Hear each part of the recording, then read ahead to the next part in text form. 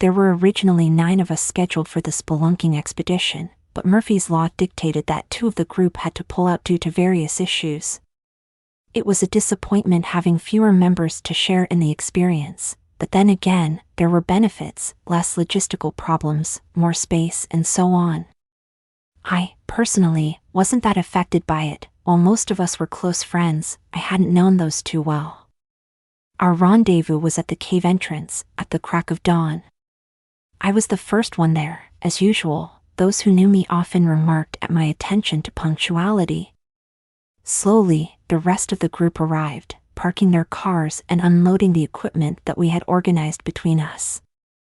As the expedition leader, I had the emergency provisions on me: first aid kit, flare gun, GPS locator. It seemed quite odd that a flare gun would be taken into an underground location, but I'd rather have it and not need it than need it and not have it. We assembled at the cave entrance. There was Jason, Alex, Karen, Samantha, Vincent, Ashley, and, of course, myself. Alex and I were experienced spelunkers, while the rest had varying skill levels: moderate, Karen, Vincent and Samantha; poor, Jason, and a first-timer, Ashley.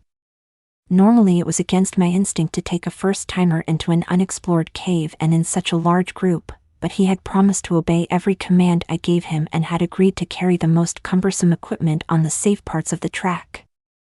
The cave loomed in front of us. It was typically dark and rather foreboding. Not for the first time, I wondered why it was, according to every available record of local geological sites, unexplored. Perhaps it was the isolated location, or the fact that until recently, there had been no way for vehicles to access it through the surrounding forest. "Are you sure it's all right?" Ashley nervously asked, shifting from foot to foot. His earlier bravado had deserted him. "Yes. You can't change your mind once we're in, so decide now," I said flatly, turning around without waiting for an answer. He'd make his own mind up without any further input from me. The rest of the group followed me. After a few moments of apparent indecision, Ashley hurried in after the rest of us. Soon, the darkness swallowed us whole. Inside, the cave was quite larger than it appeared. It proceeded inwards for about 200 meters and then sloped down quite quickly. As per usual, I ordered the group members to buddy up, a system in which the group divided into pairs and threes and were responsible for keeping together. Ashley and I were partners, given that I was the most experienced and he was the least. It wasn't as fun spelunking when you had to care for somebody else, but it was a necessary evil. Besides, he was a quick learner.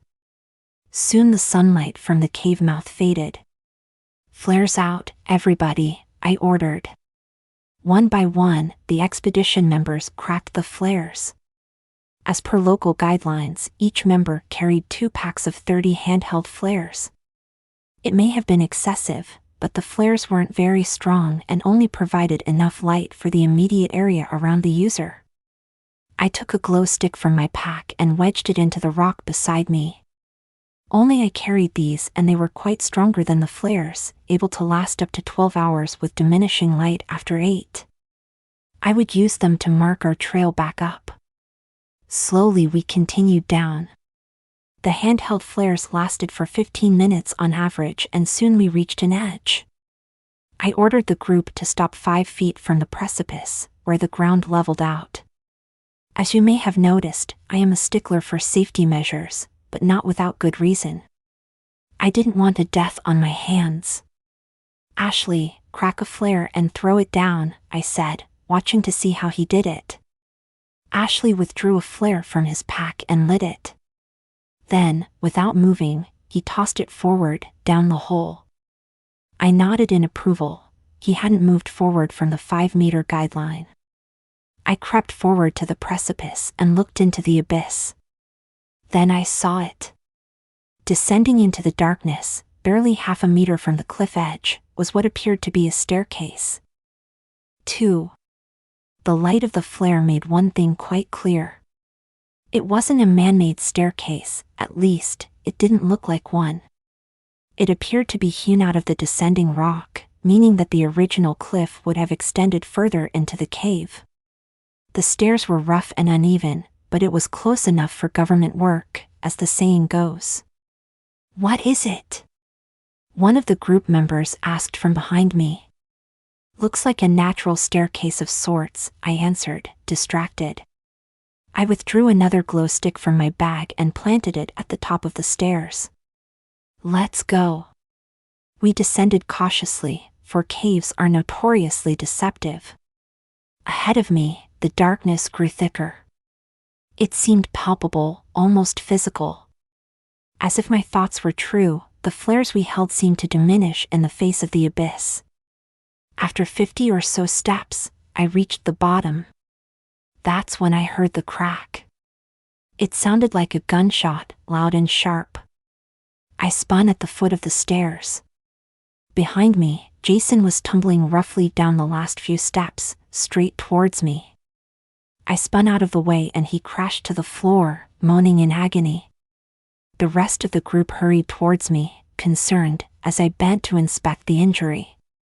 It was obvious, his ankle was twisted at an unnatural angle, clearly broken. Jason's face had rapidly lost color. "Karen, Vincent, grab him by the arms." "Careful," I said quietly, unwilling to exacerbate the situation by panicking. They picked him up slowly, his ankle dangling grotesquely beneath him. Something glinted under the crimson light of the flares. I knew it was bone. I reached into my pack, taking out 2 small batons and a white bandage. "This is going to hurt," I warned. The caution was wasted on Jason, anyway, he was half unconscious. I grabbed his ankle and twisted it. His ankle cracked again. That roused Jason from his stupor. He screamed piercingly, loudly enough to hurt my ears. Quickly, trying not to prolong his agony, I wound the bandage around the batons, which braced either side of his leg. The screaming stopped, but not because the pain had faded. He was unconscious.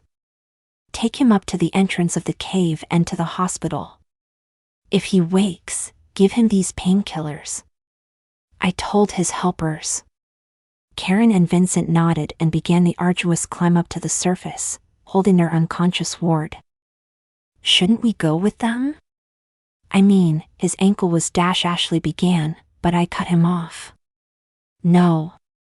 We came this far, and we're not going to stop now. I want to investigate this cave to the end." "Remember, I told you that you couldn't change your mind," I said sharply, taking out my anger at letting the accident happen under my leadership. Ashley, known as Ash to his friends, but I never used that, fell silent. I felt a fleeting sense of guilt at my attitude. I brushed it off and spun around. Already Jason and the others were out of view. Around the group, the darkness surrounded us like a malevolent entity. The landing we were on led further into the cave for quite a while and we proceeded incident-free, thankfully. I marked our progress with the glow sticks at various intervals. Strangely, like the flares, they gave off less light the deeper we progressed. It began to unnerve me and I could tell the others noticed it too. Alex and Samantha, who were incidentally brother and sister, fell a few steps behind us. Ashley, to my right, was silent. Finally, as the flares grew ever dimmer, I saw something in the wall to my right. I called the diminished group over and cracked a new flare to provide extra light. It appeared to be some sort of carving in the wall. I studied it carefully. The scene depicted a few humanoid forms on the ground. A few scratches of red seemed to indicate wounds.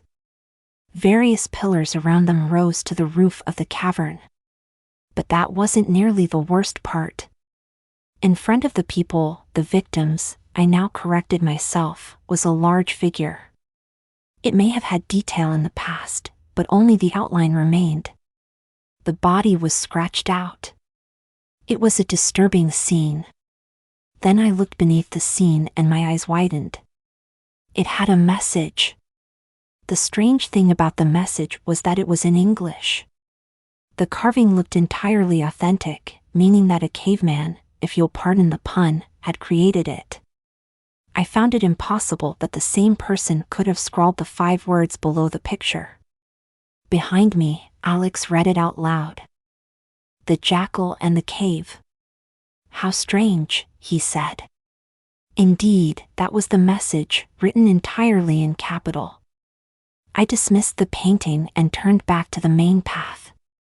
It was obviously a hoax. There was no way a caveman could write in any script, let alone in English. Probably some kid mucking around in days long past. But it still made me uneasy, regardless of what I assumed it to be. If it was a hoax, then why does it look so fucking authentic? Eventually, the 4 of us had had our fill of the jackal and the cave, and, after Ashley had snapped a photo of it for a keepsake, we continued into the cave. I was forced to light 2 flares at a time, now, to ward off the choking darkness. The diminishing effectiveness of the flares puzzled me. In all my time spelunking, I had never encountered anything like it. I wondered whether it was a defective bunch or some other reason. It had to have a logical, rational reason. Behind me, Alex and Samantha were still locked in conversation. I picked up snatches of the heated debate as we walked. They, like me, were still pondering the origin of the admittedly ominous cave drawing.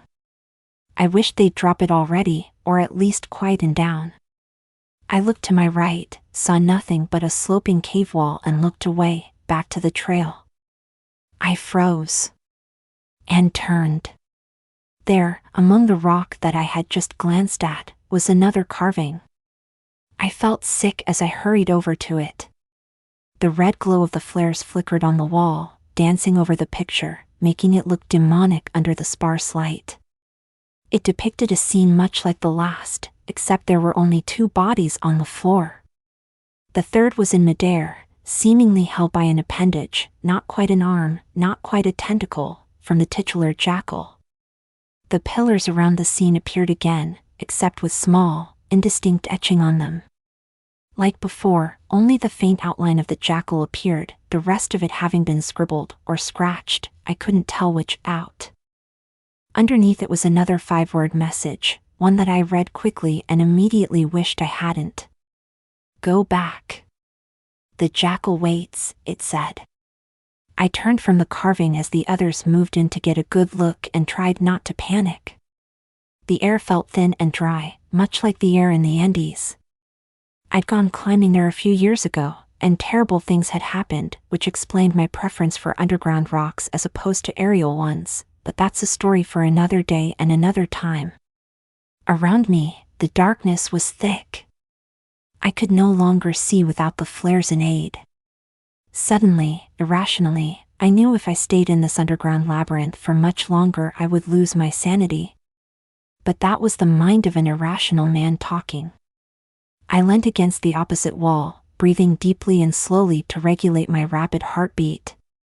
Spots danced in front of my eyes momentarily as I oxygenated my blood rapidly. Slowly, the panic faded, to be replaced by a sense of calm. I didn't get overworked often, but when I did, I tended to edge towards hysteria. Taking one last deep breath, I straightened and looked around. That's when I realized that Ashley was gone. Slowly, I stood, scanning the passage for any sign of Ashley. Samantha and Alex were still arguing over the cave carving. They were typically argumentative of identical twins. As Alex drew breath to continue his opinion, I stepped between them, holding my hands up in peace. "Have either of you seen Ashley?" "He's gone," I said, stepping back once I saw that they had ceased fighting and listened to what I said. "No," they said in unison. I sighed in frustration and looked around the cavern. There was no trace of Ashley anywhere. He couldn't have gone far, not with that massive pack he had strapped to him, Alex said reasonably, possibly sensing the panic that I felt. The entire expedition had had problems from the start, first the dropouts, then Jason, now this. It was like we were cursed or some other superstitious bullshit. I was a born skeptic and proud of it. He could have only gone forward or back, Samantha said, walking forward to the edge of the light and looking around. We should split up and dash. No, I said, resolute. We are not going to split up, under any circumstances. If Ashley went back, he'll eventually get out of the cave by himself. So, we go forward and hope that stupid prick hasn't done anything reckless, I interjected flatly, turning away from the duo and proceeding into the darkness. After a shared glance, the meaning of which was undecipherable, at least to me, they followed. And so we went. As we progressed, I felt the path lead downwards. It was a marginal slope, undetectable by the naked eye, but I felt myself pushing harder into the rock with each step, thanks to the extra gravity of descent. It wasn't of any concern to me, such natural formations were common. We proceeded ever further into the depths of the cave, calling out Ashley's name as we went. Then I saw it. It was over to the right, like the others. It was, of course, another carving. I felt sick as I scanned it. The titular jackal had increased in size yet again. The tentacle appendage hybrid was shorter, as if the beast had pulled it back. The previously held corpse was ominously absent from the scene. I tried not to think about what had happened to it. The pillars with carvings on them also appeared. As before, the jackal had the majority of its detail erased, making it little more than an outline. However, there was detail on the edge of the beast this time. I knew the short lines represented skin, apparently leathery and cracked. Then I read the message. It was again 5 words long, and my eyes widened in a flash of shock and fear. "This is your last chance," it read. I stumbled back from the carving in fear, raising my hands in front of me as if it was alive and coming for me. As I hit the back wall, I saw Alex and Samantha close in to study the carving. They seemed unaffected by the ominous message as I had been. I gasped for breath, winded by the sudden impact of the wall against me. I tried to clear my mind, to cut through the mix of panic and fear I now felt at having read the carving which I no longer thought was the work of pranksters. I turned to my left, hoping to see Ashley. Instead, I saw the gateway. It appeared to be a stone arch, hewn from black granite. It followed the contour of the cave precisely, creating a strange effect.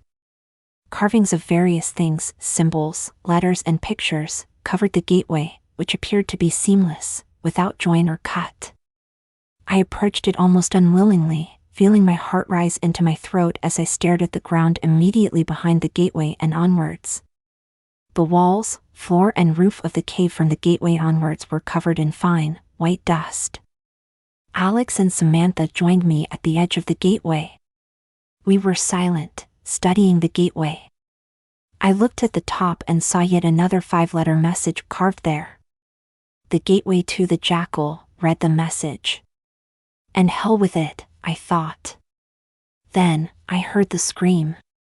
It was Ashley screaming. "We have to get to him," Alex yelled, turning to me. With every fiber of my body, I resisted stepping through the gateway. I knew if we did, terrible things would happen. If I stepped through, I knew, sooner or later, I would meet the jackal. But I had to know about Ashley, the carvings, everything. I had to. So, with a deep breath and trying to still my hands, I made my choice. Together, we stepped through the gateway to Ashley and the dark beast beyond. The first change I noticed was the ground. The fine white dust was coated on the entire cave, right past the gateway. I didn't know the origin. It didn't appear to be from any sort of mineral or rock I had encountered before. It was strange, but then, given the nature of the rest of the cave, that made it almost normal. The darkness grew progressively thicker as we advanced. I noticed we were running low on flares, about only 20 each. It was a problem, but not one I was particularly concerned about considering the current predicament we were in. Ashley hadn't made any noise besides his original scream. It concerned me far more than if he had kept screaming. There could be a logical reason for him not screaming. Perhaps he ran deeper into the cave. Maybe he was conserving his voice, I thought. But I was throwing up improbable answers to cover my fear. My true thought rose unbidden to my mind. What if whatever made him scream stopped him from doing so again? I felt sick. Ahead of us, not even 100 meters from the gateway, was a crossroads, the first such divide in the otherwise linear path. I had appreciated the lack of divergent paths so far because it meant that we didn't have to divide our group, stunted as it was. Appearing now, as it had, seemed like extraordinarily bad luck on our part. Seemed like. That's the key point. Nothing in this godforsaken cave has been left to chance. Lost in my grim thoughts as I was, I didn't notice the object ahead of us until Alex exclaimed and ran towards it. Startled, I looked up. Alex blocked my direct view of it. All I knew of it, apparently, was that it was quite large. I ran towards it. It was Ashley's pack, ripped and torn. Blood covered it and the immediate area, in irregular patterns. Beside me, Alex stepped back tentatively, lost for words. Something attacked him, tore the pack right from his back with incredible force. It must have injured him as well, judging by the blood, I said quietly, surprised at how clinical and calm my assessment of the scene had been. That's it. I'm out. I'm going, Alex said, turning away quickly, but not before I saw the fear in his eyes. He was terrified. Samantha nodded in agreement, turning to leave as well. I didn't try to stop either of them. They would be back. You won't get a foot past the gateway, I called to them, certain that it would prevent them from leaving. I turned back to Ashley's pack slowly and began searching through it quickly, taking only a few items. I hesitated when my hand landed on the flare gun, but I took it and kept it in my hand. I knew from experience against various types of wildlife that it made an effective weapon. If I met anything that wasn't Ashley, I would fire without mercy. I stood and chose the right-hand passageway. I didn't feel scared anymore. In fact, I didn't feel a thing. Adrenaline was coursing through my system, leaving no room for fear or anything else. It grew progressively darker. The darkness was thick and cloying. As a lifetime asthma sufferer, it reminded me of when I needed my inhaler. I knew the flares would soon be useless, regardless of whether they should have been effective. Beside me, I noticed scrawling in the dust, apparently of human origin. That, at least, was no mystery. I glanced at each in turn, almost mechanically, knowing that it couldn't be any worse. It appeared that we weren't the first people to stumble into this place. I have seen it, and it blinded me. This is its domain. Taller than any human. Suddenly I stopped. The last was different from the others, in lowercase, and appeared to be freshly written. It cut me. I'm running for my life. Ashley's writing. And then, as if by magic, I heard two things. A scream and a roar. Ashley. The jackal. And they were close. I ran forwards. I felt, rather than sensed, that I had breached into a massive cavern. To prove my theory, I impulsively punched the air to my right. If I was still in the claustrophobic cave, my hand would surely be shattered on the wall. As I expected, I hit nothing but the stagnant air of the cave. The flares provided nothing more than a dim glow. I looked at it in horror as the glow faded slowly. The fading light represented my last defense against the virulent darkness of the cave, or cave, as I felt it should be called, and its sole inhabitant. The inhabitants are called the jackal. The light faded completely. I was alone. The moment I heard the voice. It was flat and terrible and loud. It reverberated around me, seemingly without a source or direction. I spun in the darkness, the cloying, constricting darkness, and felt my heart in my throat. I knew that if I walked backwards, I would no longer find the passageway that had led me to the lair of the jackal. Once you entered this central cavern, there was no leaving it. Just like the carvings promised, I thought. "This is my cave," it bellowed. I screamed and ran. It was a futile gesture. The voice boomed around me, terrifying in its alienness and its flat, expressionless quality. The jackal was not human, nor was it even some revenant or ghost of a forgotten culture. It was something that had no place in this universe and something that I wished never to see. My heart thundered in my chest and my eyes vibrated. I could no longer even control my own body. "I'm a prisoner in my own body." "The other one screamed before I took him," boomed the jackal, interrupting my thoughts. "Fuck you."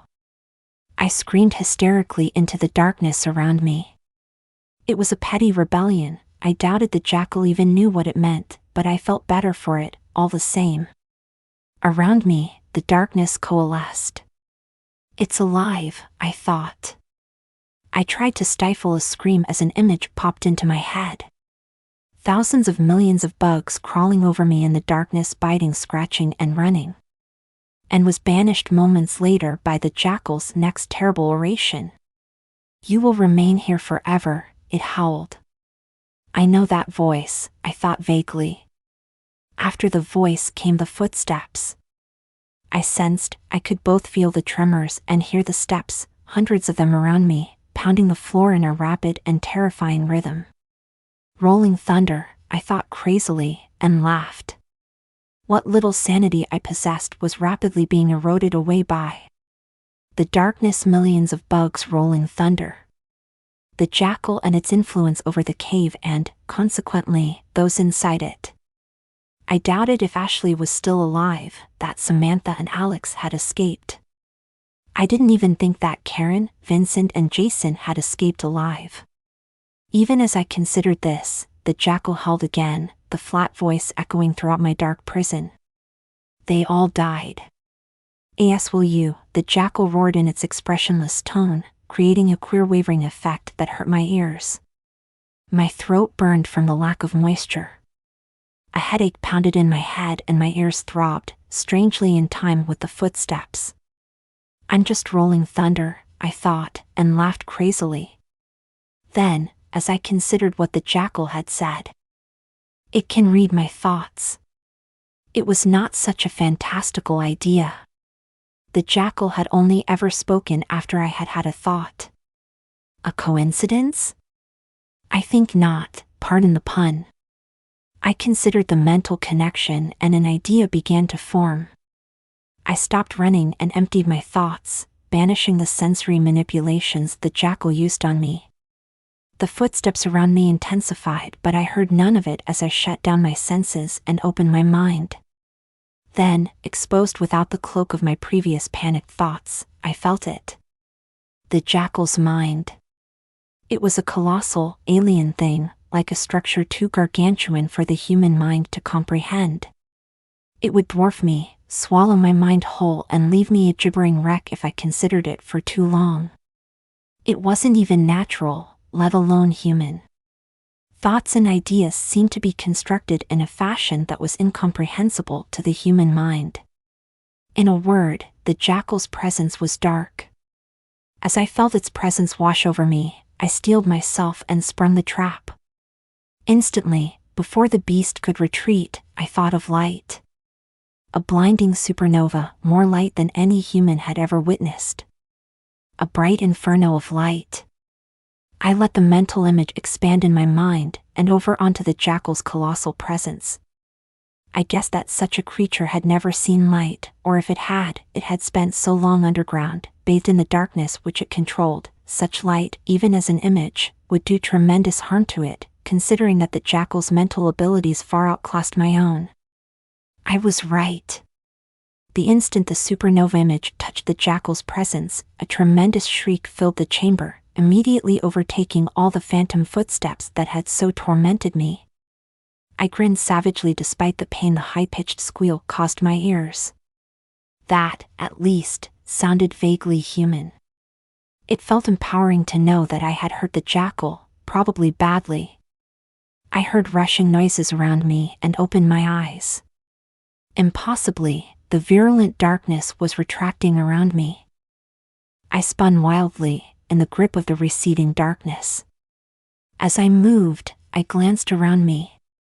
I was in a huge chamber, one that extended far into the distance.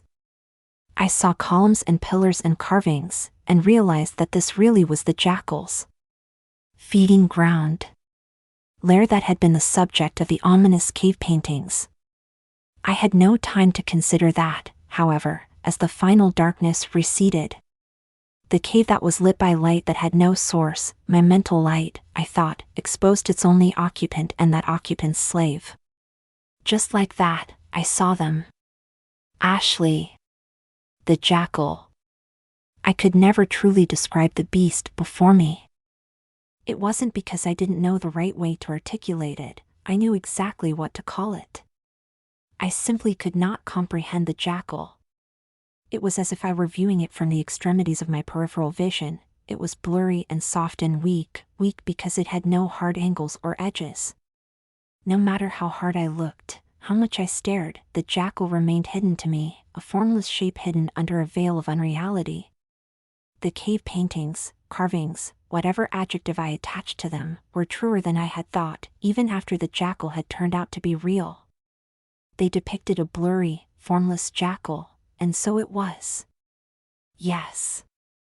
I knew exactly what it was, indistinct. Ashley, however, was not.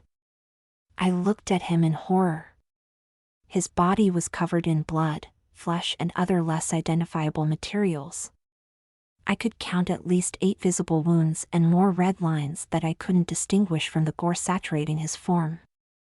A gaping wound cut across his stomach, revealing intestines, pink and rubbery. Blood flowed from multiple slashes on his arms and legs. He was probably dead, certainly unconscious. But that wasn't the worst of it.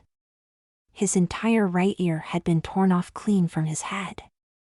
Bile rose in my throat as I stared at his prostrate form, horrified. The jackal had done this to him. As I thought of the beast before me, I realized that the cavern around me was silent. The jackal's screech, so loud to begin with, had been cut off instantly some moments previous, unlike the gradual decline that was characteristic in humans. Then again, it isn't and has never resembled anything close to a human. I would wager every possession I own has no similarity to any creature of this dimension. I can't even begin to consider its true form. Even as I watched, it got infinitely worse. Until Ashley began to move through the air, I hadn't even noticed that he had been airborne, so enthralled I had been by his ravaged body.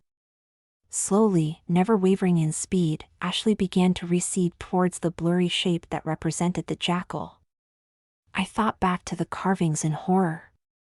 With every sacrifice, it gains form, and so a greater foothold in this dimension. I wanted to rush forward and tear Ashley from the jackal's thrall. But to come within reach of the creature would mean an unspeakable end, one that I would have already faced had I not wounded it with the psychic supernova.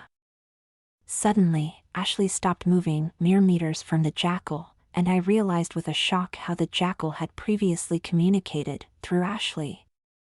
Now I know why I recognized that voice, even distorted as it had been. Ashley's mouth opened and from it roared the jackal. "You will suffer for using the glow against me, suffer as he did," roared the grotesque Ashley/jackal hybrid. Evidently, it only knew the light that had so hurt it as the glow. It didn't matter. The important thing was that it had been hurt, and badly. I probed my mind. No trace of the jackal's presence remained. Apparently, that part of it, physically manifested in the virulent darkness, had been either destroyed or banished by my mental counterattack. "Even if I meet my death here, beast, I will do my utmost to bring you with me," I responded bravely. The saturating fear and accompanying thoughts which had so crippled me, both mentally and physically, was gone. Now I could see the jackal, regardless of how well I could comprehend it. Much of the terror that I had felt at the hands of it was gone, just like the virulent darkness. Even the voice was less intimidating now that it had a definitive source. It spoke again.